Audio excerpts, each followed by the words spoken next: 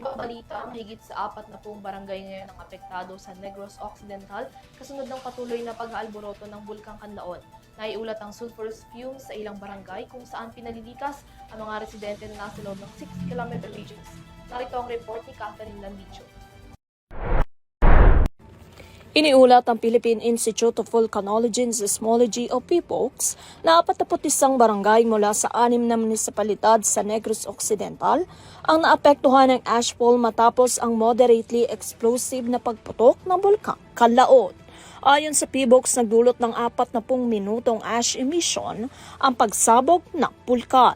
Bukod dito, naiulat rin ang sulfurous fumes sa ilang barangay sa La Carlota at Bago, gayon na rin sa Moises Padilla.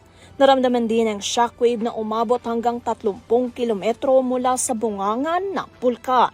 Maigpit naman ang pagbabantay ang iniutos ng Department of the Interior and Local Government o DILG sa mga local government units sa Negros Island kasunod na muling pagsabog ng bulkan kanina.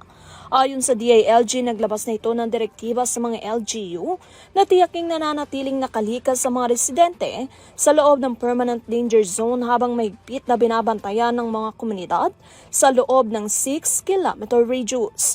Pinag-iingat din ang mga lugar na posibleng daanan ng lahar. Itinaas na rin ng 3rd Infantry Spearheaded Division Philippine Army ang red alert status bilang kahandaan ng disaster response task.